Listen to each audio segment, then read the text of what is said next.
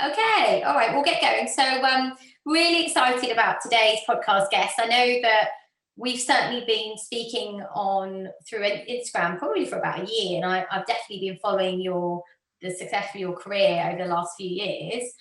Very lucky to have Carl Hitchborn with us. Hi, Carl.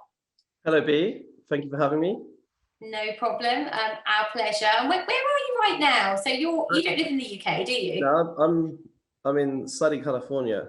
I'm living just northwest of Los Angeles, so we're about 25 minutes from downtown where we are. Oh, We've wonderful. been here for 2 years. Right. Okay. And so what was? How did you get yourself there? Was that something you'd always wanted to do? Or was it work that brought you there? It was kind of an interesting story. I've got a very big vision, and it was a meeting with Leo Cohen. Actually, he said to me, if you really want to, I do believe you can make this become a reality, but if you really want to make it happen, you need to be in the United States. You can't be in the United Kingdom. It's not something you can do remotely, and you need to conquer the United States. So you need to be out here. And so that was in 2016. And so I said to my wife, I said, like, hey, this is what Leo has said to me, and I believe that's true. So we need to make a plan. And so did you go, you're crazy, or was she like, yeah, let's do it? She wasn't expecting it, but I'm very lucky. She's always backed me on everything I've ever done. So she was like, okay, well, I need to go and see. I need to go out there first and check it out. So we went to New York and we went to Los Angeles, and we decided that Los Angeles had the vibe that we wanted to experience. So yeah, we came here in 2018, myself and our 2 kids and my wife, and we love it here. I can imagine. I can imagine you've got a very nice life there. Congratulations for living the dream. I think there's lots of people that have these aspirations. I'm definitely one of them. Wherever I go somewhere, I'm like, right, that's it, I'm moving here. And then there's just too many tangles that route me back to where I currently am. It definitely requires being bold. It's, and especially the circumstances of arriving here were not the best. We were,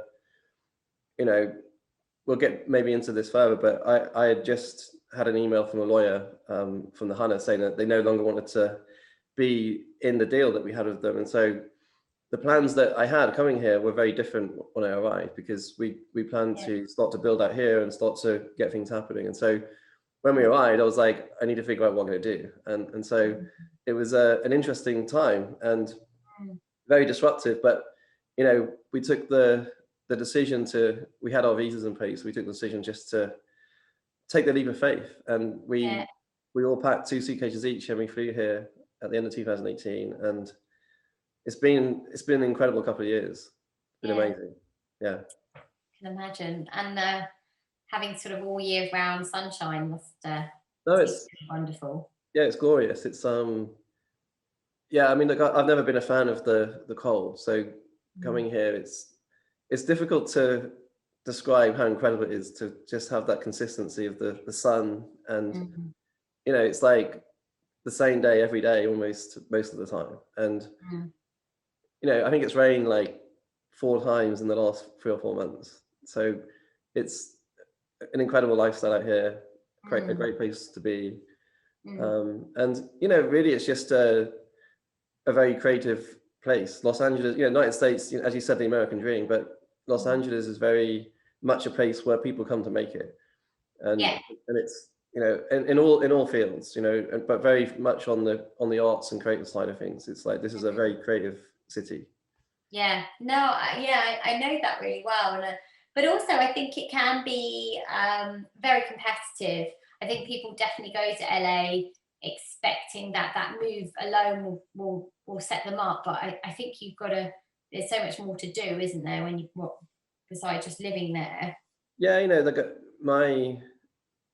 I kind of keep away from all of the traditional industry, and I tend to avoid that stuff. So for me, it's like, it's more about being in an environment that is inspiring, and being in a location where there is an abundance of ambition, and so this is a place where there are great connections to be had, and often it's about timing. But there's a lot of things that are not so good about being here as well. So you have to just try and avoid those things, like with anywhere.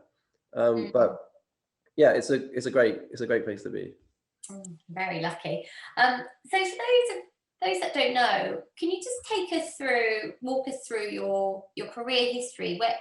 Where did it all begin for you to be sort of deeply rooted in the music industry? Because I actually read through my notes that you were originally a baker.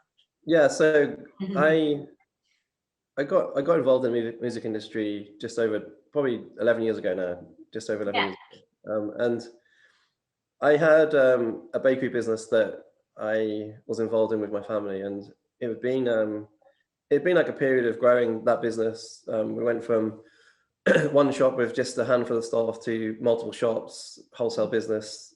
We had sandwich vans and all of these things as well. And we had over 50 people on our team, and it was kind of really growing. But I was often in conflict with the family. The family were kind of like, we're really happy with what we have. Why do you always have to want more? And you've got a lot of money coming in, you've got a nice house, you've got all of the things why can't you just be happy with that? And I was like, well, because the money doesn't motivate me. It's not about the money. It's about making an impact. And I want to constantly be improving. And so if I can't do that, I'm not feeling like I'm able to fulfill my potential. So I said to my wife, I said, look, I need to find a way of becoming global. And I need to find a way of making a global impact. I really believe I can. And so I said to her, music connects with everyone on earth. And so if I can make a wave in the music industry, then maybe I can achieve my ambitions. And so that was it. And I didn't know anyone in the music industry or anything about the music industry. And wow. And just, I was living in Norwich, and I literally just decided that this is what I was going to do. And I started to reach out to people, producers and promoters and different people in the industry, and just said, like, look, I have a small amount of capital. I'm looking to get involved in the music industry. I want to start up some type of music company. I'm not sure exactly what it's going to be, but I would like to connect with you. And so I started to have meetings with people in London. I used to get in the car and drive down to London and just connect with people. And did you get lots of sort of doors closed initially because they were like, well, who are you? And because it's a lot about that initially, isn't it, in the business? Or were they quite receptive? Yeah, I kind of just, went with the leads that I had and kind of connected with the people that were willing to have a meeting. And so it was kind of very much of just learning as much as I could about the industry. And very quickly, there were a lot of things that I didn't make any sense to me in the way that the industry was structured. And so I just spent a lot of time analyzing and learning about the way things were. And I was lucky that I connected with a producer and songwriter called Ville Leppänen, who's the Animal Farm. And he said, he liked the way I was talking. He said that I'll be very happy to tell you everything about the music industry, and maybe we can find a way of working together at some point. But if you want to, come here and spend some time at my studio and learn about what's going on, then you're very welcome. So that's what I did. I spent 6 months or so going back and forth once per week, learning about everything that's going on, and I would just literally ask him questions and pick his brain on what's going on in the industry, and so I learned a lot from that process. And as I said, there's a lot of things that didn't make sense to me. Very quickly, I was like, this doesn't make sense. And so going in deep and diving into what was going on in the industry, from the very beginning, I was like, I don't want to operate this way. I want to try and find a new way. And so that's been my mission really ever since. Yeah. So you'd almost spotted a gap, I guess, as such, and thought, that's kind of where I want to go, where I want to be. What is that gap? Can you explain it to us? Where was the potential that you saw that you could add value? I think that the biggest issue in the traditional industry, in fact, just generally in the industry, is the fact that it's so fragmented. You've got so many different players and parties involved in not so much being involved in the artist's business, but being involved in the dividing of the rights to different parties. So you end up in a situation where you have so many voices and so many people that have an opinion, and also different agendas on different rights. So you end up in a position where you have to accept plan C or D rather than plan A, because you have to compromise on things that you really shouldn't be. And so, there's also the fact that because there's that division of the different rights, everyone is taking their chunk of commissions and taking their cut in the early days from day one, and so instead of having a situation where the artist is able to, as the money comes in, be able to reinvest back into further growth, like as you would with any startup normally. With artist businesses, they're getting the money taken out from day one in commissions and different fees and different things that come to them in the early stages. And that for me didn't make any sense at all, because it kind of goes against basic principles of when you've got to start a business, you need to remain in a position where you have capital to reinvest back in and grow. And so that was a big thing for me, the fact that it was so fragmented, and then also the way that the labels structure their deals from the point of view of throwing mud at the wall and hoping that some of them are going to stick, and then having projects that are stuck in contracts that they can't get out of, and believing that they've made it, when the reality is that they're so far from making it, from doing that deal, but they get stuck. And so just seeing the turmoil of the entire industry, and also, going back a decade, it's an interesting time. It was like the transition, Spotify was very new, streaming was very new. Everyone was hating on Spotify. It was like, I remember talking to people. I remember discovering Spotify and thinking like, wow, this is incredible. Like, you can listen to any song at any time from any era. It's incredible. You can listen to every song in the world could be available on this platform. You can listen whenever you want to. And I was just thinking, well, this is such an incredible consumer offering. But the industry was like anti-Spotify. And so it was kind of that transition between iTunes was kind of the place where people were making money, but it was not where it was back in the early 2000s, late 90s. And so there was definitely a lot of negativity just generally in the industry, because it was year on year decline. Every year it was like going down. The market size of the industry was declining. So there was a lot of negativity, but I just saw huge opportunities around streaming, around social media, and the fact that you, as an artist, you could connect with an audience directly, and you can build a relationship in a way you never could. And then streaming made music very accessible. And so I think it was the opportunities were, for me, there's just endless opportunities, but the big opportunity for me was to look at it from the point of view of trying to avoid, there's a lot of resistance within the industry in terms of, like I said, it's so fragmented that there's so many voices and so many decision makers that it takes a long time to get things done. And we're in a world that's very dynamic and very much and very fast paced. And so the traditional industry isn't. And so it's not very much aligned to the way that the world is today. I think you're right. So, well, certainly some of these major labels, I think they're sort of giant whales that take a very long time to be able to adapt to changes quickly, and they're not very agile. So talk to us about, so obviously one of the projects that I know you for, and I think a lot of other people will do, is the band the Hunna. So talk us through that relationship, how you came to, was it you were managing those guys? How did that all come about, and what happened there? Well, kind of moving back a step, I worked with a band called Coast originally. They were the first bands that I worked with, and I developed that project. And yeah, I know Coast well, yeah. Yeah, and so when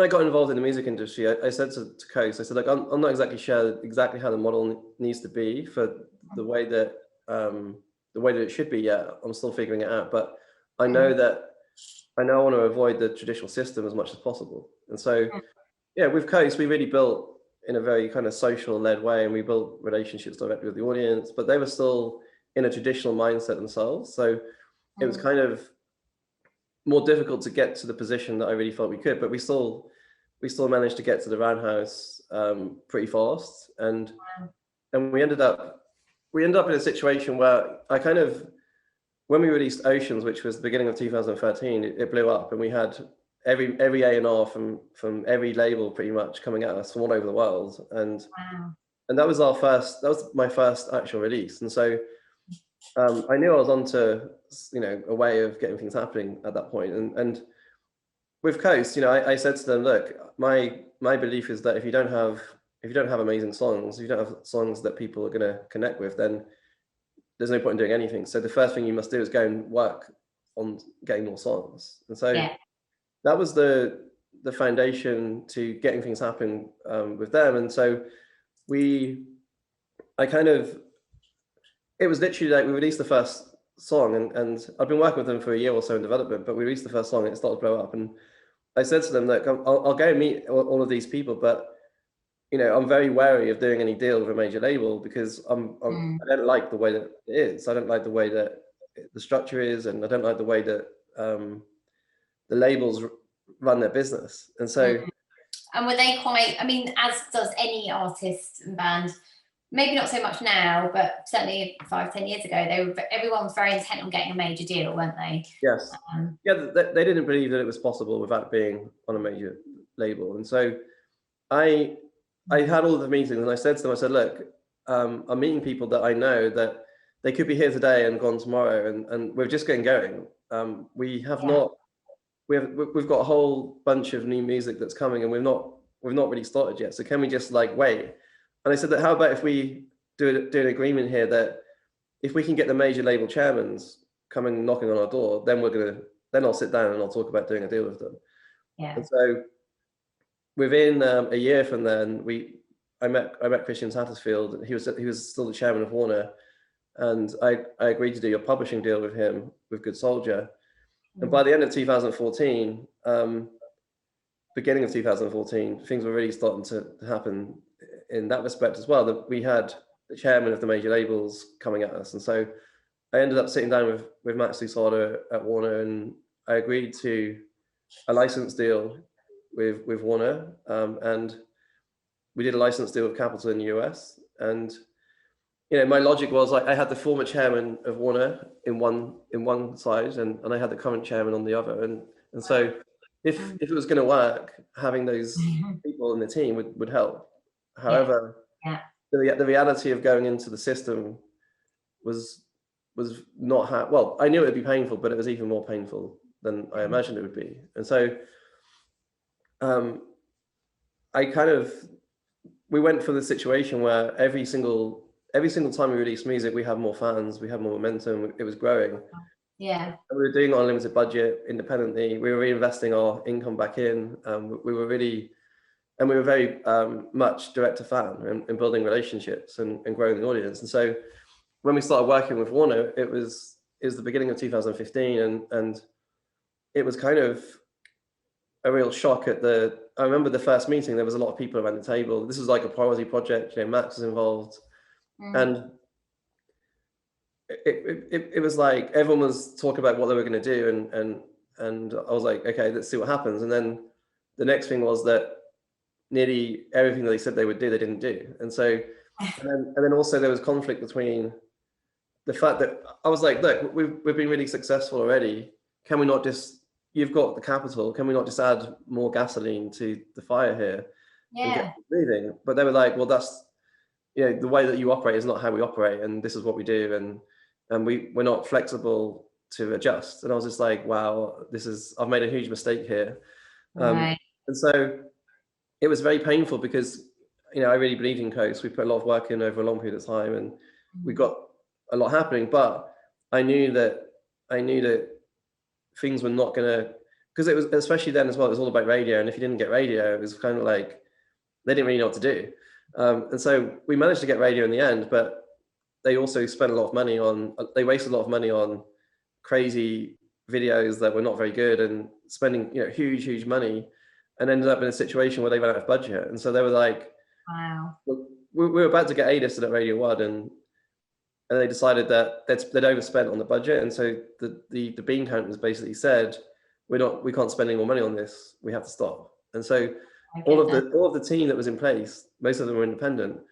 They all got cancelled, and so we didn't have any more promotion to radio or any of that stuff going on. And so it's very frustrating. But at the same time, I've been developing the Hunna, to get back to the original question. I've been developing the Hunna behind closed doors, getting everything organized with them, and really had them focused on their craft of getting the songs. And so I was really like not happy about what was going on with Coasts, and so my objective was to avoid the traditional system as much as I could. And so the model, so at this point I really had an idea of how I felt the model should be. And so with the Hunna, the agreement with them was that we were operating under all the revenue streams. So we were controlling the masters, the publishing, we were operating as the management, we were running the live shows ourselves, we were hiring venues, we were running everything ourselves. We didn't use anyone in the traditional industry, basically. And so I got a plan together, and at the end of 2015, we were ready to launch. And so I was going to show Warner how to do this, how it can be done. And so it was pretty crazy, really. We went from we put out the first song, and we blew things up through social media, running Facebook ads and Instagram ads into a very specific audience. And the objective was to really build a relationship with the audience, and have the band really connect with them in a way that they felt so connected that they really wanted to consume every piece of content. They wanted to buy merchandise, they wanted to come to shows.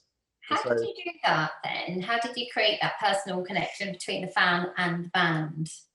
We were very considered in creating up a brand DNA for the project before we even released any music. So we really thought about the way of presenting the band to the audience, and then also in an authentic way where the audience would feel that this is real, and also in kind of really overextending on creating connection. So really pushing into DMs and really building a relationship through DMs, and really being very aggressive with replying to everyone, and not just like sending like an emoji face, but actually sending a deep reply that encourages them to come back and build a relationship. So we did that at scale, and we did that aggressively, and it was very, very effective because the fans really felt very, very connected with the band. And at the beginning there was 4 of them in the band, so we had them all in the trenches replying to all of these DMs that were coming in. And so the encouragement was to get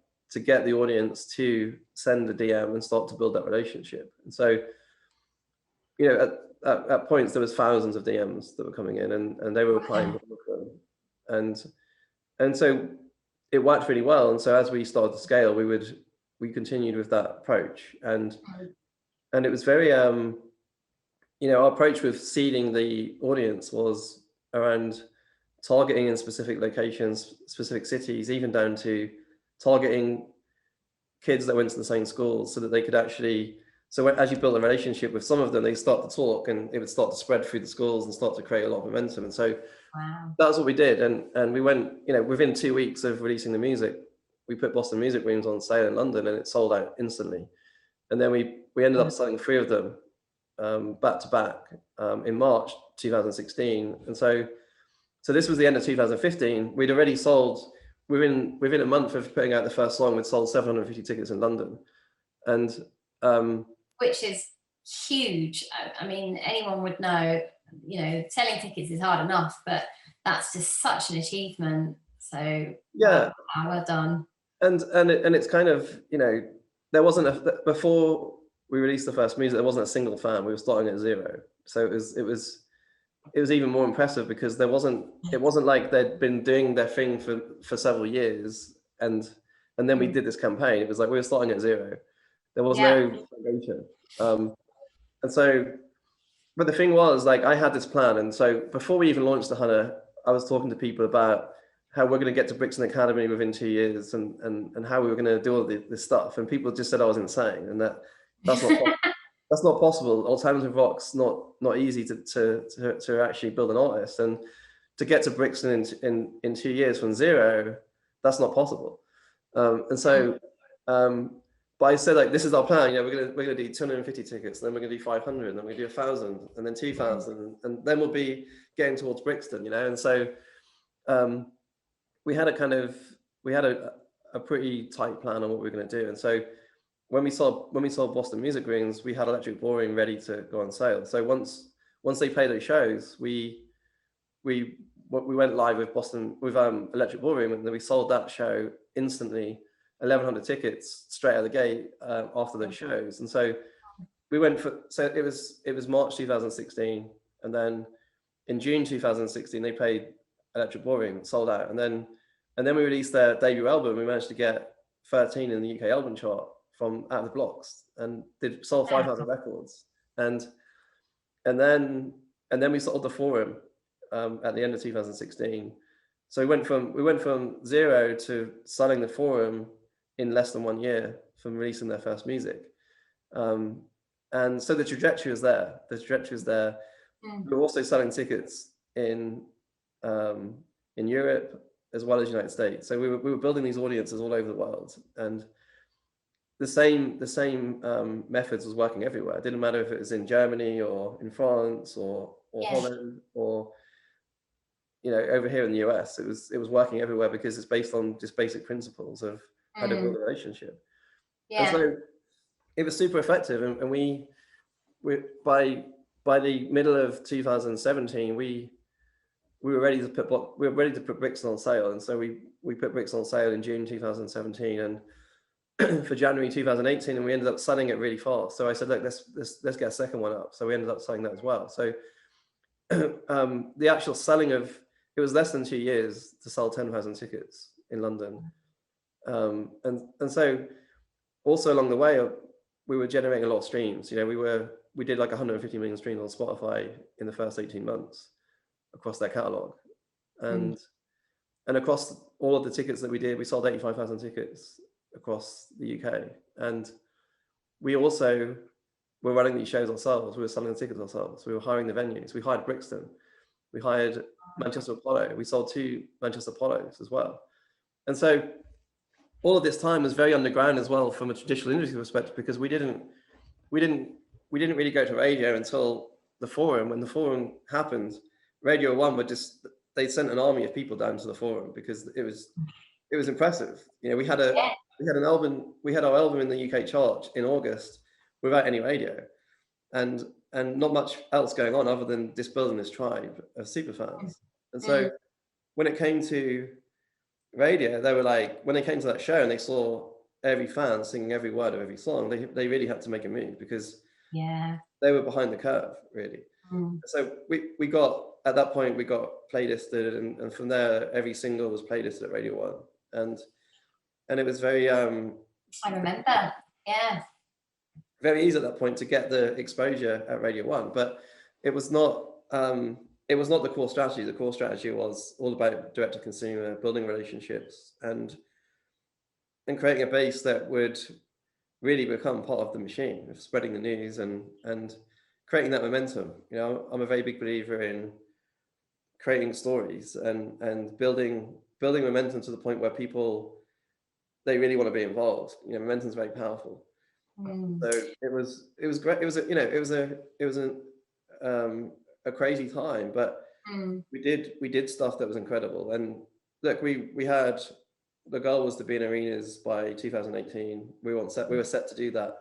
We were about to do Alexandra Palace. We had O2 on hold for 2019. Wow. And then it all came crashing down at the end of 2018. So it was an incredible journey. And when you say crashing down, I mean, can you elaborate? Is it a bit sensitive and personal?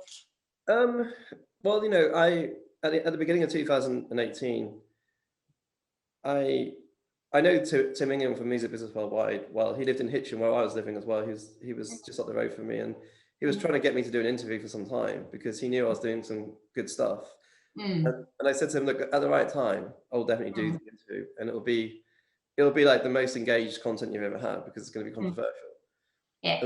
So I did the interview in March 2018, and with the headliner, I realized that no one in the music business knows what they're doing. And so that created a lot of controversy. It went viral, and I made a lot of friends, but I also had a lot of people who were like, you know, who does this guy think he is, saying that we don't know what we're doing. And so there's a lot of traditionalists, lawyers, managers, promoters, agents that really didn't like what I was doing, because it's very disruptive. You know, it's kind of like cutting all of them out of the loop and showing a new way, and they didn't like that very much. So from that point onwards, there was a number of people trying to turn the band's heads, and it got to a point where, just out of the blue, we didn't really have any disputes in the whole time that we were working together. Not anything outside of the normal realms of doing what you do, and disputes that would happen. But out of the blue, I had an email.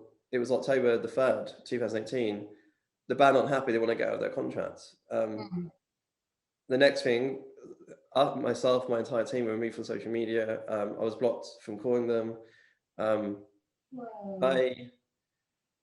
The shows that we were about to do, a lot of shows, Alexander Palace, many other shows that we'd paid deposits down, non-refundable deposits. They cancelled all of the shows. Like it was just like it was like literally a takedown. Like people were trying to, there was powers that be trying to stop me from making this happen.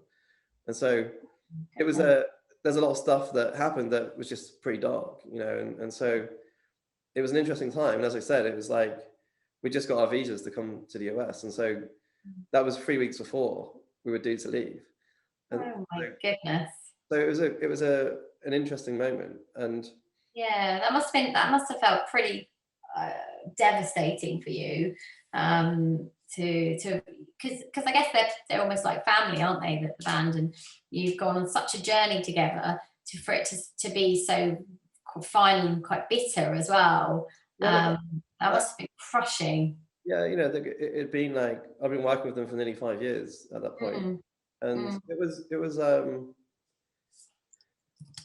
you know, throughout my life, I've always been, you know, kind of flipping the obstacle into a positive, and so and turning negatives into positives. And so, you know, I had a huge ambition with this project. Our goal was to be in arenas within 5 years globally of launching, and we were on course to do that. And then I was going to say, like, hey everyone, I did all of this. I did it outside of the system, and this is how you can do it. This is how you can do it. Amazing. Yeah. So there was look, this I've got no animosity towards these guys. They had their heads turned. They didn't fully understand what happened to get them to where they were, and the fact that they didn't understand meant that they were easily turned. And ultimately, you know, they've had to suffer through that, because they haven't been able to replicate what we did, and they haven't been able to keep that momentum. I've noticed that. Yeah. Obviously, we're in a pandemic, but they lost their momentum instantly when this happened. And so it was, I always knew that it'd be difficult. I knew the things that we were doing there wasn't anyone else that understood. It just seriously, like at every level, like I was going into, people wanted me to consult, and when I talked to them about what we're doing, they were just like, I don't get this doesn't make any sense. And so I knew that no one else would be able to replicate what we were doing, literally not anyone else. So that's proven to be true. You know, we sold over 10,000 records on their second album, and on their third album, they didn't even sell 400 records at the end of last year. So there's a huge drop in their momentum, and they've lost their base because they stopped doing what we were doing. They stopped that connection. They stopped having all of the things that were going on. And so it's really, it was a difficult moment for a few hours, and then I was like, okay, I'm free to move on. I'm not sure exactly what my next step will be, but I'm going to not let this stop me, and I'm going to actually use this as a way of making an even bigger impact and accelerating my vision to become a reality. And so, you know, immediately I got here, and very quickly I decided to write a book of the story of a baker coming into the music industry and my journey. And I called it Zero to Record Breaker. You know, kind of like a pun on breaking the music industry, but also the fact that we went from zero, no fans, to selling 10,000 tickets in London. In a genre that's traditionally quite slow build. You know, normally, you know yourself, in alternative rock, you know, if you were playing to 500 people after 2 years, that would be a pretty good job in London. It certainly would. So for anybody that's because obviously we keep hearing this at the moment, it's direct fan marketing, direct marketing. What does it mean for someone, for those that don't know, who don't quite understand what it is? Could you explain it, and how they could perhaps start to adopt these principles and these ways of marketing their music direct to their fans? Yeah, for me, it's really about going in deep into building a connection with other individuals. Humans love to connect with one another, and we're in a very digital world. And so if you're prepared to go in deep and create the relationship and really also make the audience that you're connecting with feel that you really care, and that you're not just making the art for ego purposes. You're making the art to serve them and make them feel that they Yeah. are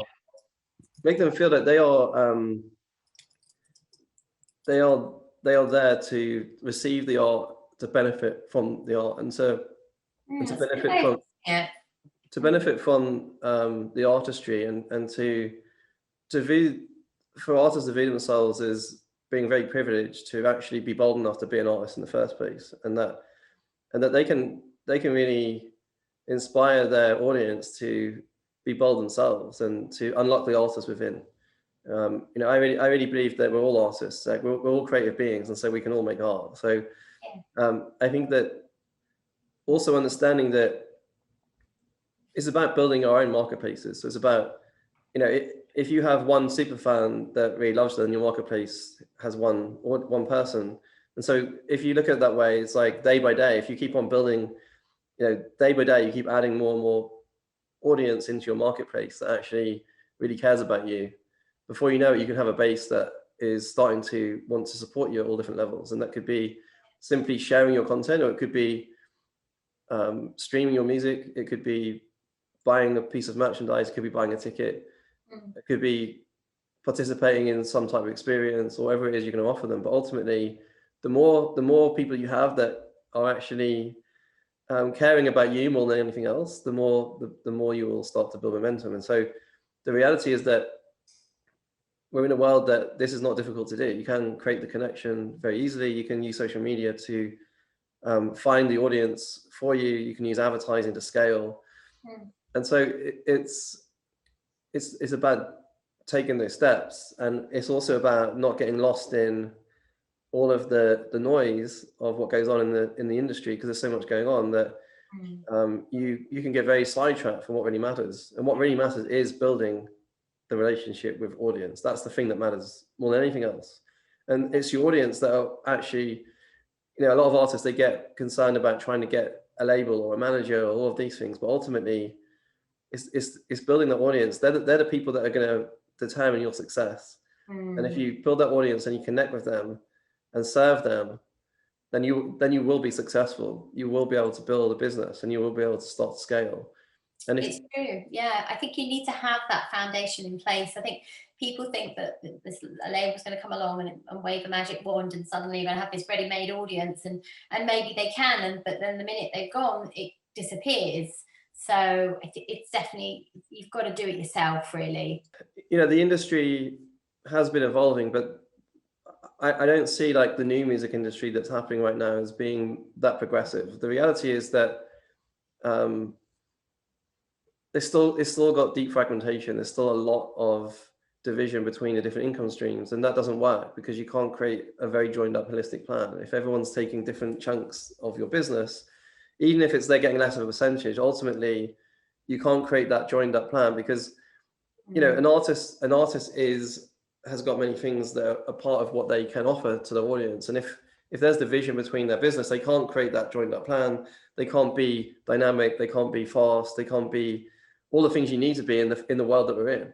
And so you've got a lot of parties that are building in the kind of distribution and things like this. But, as we've seen with AWOL being purchased just the last week from Sony, and look, I know Willard, and I know that he will not be happy about selling to AWOL, but he was in a position where the only direction that he could go was to get VC investment and to take that money to get going. And so if you do that, this is always going to happen to you. But he is anti-major. You know, you can find many interviews of him talking about the system and how screwed up it is, and how the majors, they don't know what they're doing, and all of these things. And now he's just sold his company to a major record label, and they're meant to be pioneering and trailblazing independent music. But the reality is that if you only have a very small slice of that pie, you don't have enough skin in the game across the entire business to actually be able to go in deep and actually serve artists at the level you need to. And so artists, yes, they need to get going by themselves, but if they really want to make an impact, they do need partners, but it has to be the right framework in order to actually make it work. Because the reality is that there's a lot to be done. There's a lot to be done just with making your art and recording and connecting with your audience and performing. There's a lot. That's a lot. Let alone trying to think about the marketing strategy, the strategic planning, how you scale, how you keep the momentum when you've got momentum. All these things. There's so much involved. So, you know, I see the big opportunity around creating infrastructure that allows artists to actually plug in a fair and ethical way and transparent, in a way that allows them to actually do what they're good at doing, but also have all of the support they need on the business side to actually get them in front of more and more people and scale, and have the framework that allows them to thrive without being screwed along the way, because that's unfortunately the way that it is out there right now. Yeah, no, exactly. You hit the nail on the head there. So we'll wrap up here, because obviously you're going to be speaking at our summit on Friday the 26th, which we're really excited about. Yes. Can you just give us a little insight into, obviously the panel you're on is looking at creative ways on how artists might be connecting with their fans during this time. Can you just give us a little sort of inkling as to what you'll be talking about during that panel? Yeah, look, I think we're in a very interesting time currently with the pandemic, really affecting everyone in the entire world. The playing field has been leveled, really. And I really feel that the opportunity is insane to build an audience online that, you know, everyone is looking for connection right now more than ever because of what's going on. And so the opportunity that artists have to build a connection, create an audience online that when we do get back to some normality, and we don't know how long that's going to be, there's lots of twists and turns coming, I'm sure, with the virus, mutations, and all of these things that are happening. So we don't know when live is coming back as we know it, but there are ways to build an audience online that will allow you to create a very deep connection, so that when we do come back and we have that normality again, you'll be able to play bigger shows than you ever imagined, and you'll be able to perform at a level that you never imagined. And so it's the big opportunity for artists is to really go deep in building that online base to allow themselves to create a situation where, you know, I really believe the artists that go deep in these times and build that relationship are the ones that will be playing the biggest venues when we come back to normality. And the artists that are not, they're going to decline very, very quickly. And a lot of the traditional artists, they don't know how to react in this situation. So for the new artists that are coming through and independent artists, they have a huge opportunity to connect very deeply and get themselves set for amazing times ahead. So I think that will be a deep theme within the discussion when we get into this at the summit. We're looking forward to it. I see exactly the same. I think there's so much opportunity during this pandemic as a smaller, independent, emergent artist, and I think you're definitely the strength being that you're more agile than some of the bigger traditional artists that have always sold out the huge stadium gigs and things like that. So now is the time to get really creative, and there's so many things that you can do, and we'll discuss that on the summit. But just wrapping up, I just want to thank you so much for this chat. I think we could probably go on for another couple of hours. I haven't even touched on half my questions. No, so we definitely could be. So I think maybe we'll get you back for another chat. Yeah, I really look forward to. I certainly admired you so far. So I really look forward to what's next for you. And I think you've got a massive fan base of people and champions of everything you do. And I think just wish there was more people like you in the industry that have the same passion and ethos and mindset for the artist. And I love the fact that it's all about you giving the tools to the artists to be able to do it themselves, and that is huge for us. Yeah, look, it's been a pleasure to come onto your podcast. Thank you. I'm looking forward to being involved in the summit. And yeah, like I think that you guys are doing amazing work. And yeah, let's kick on.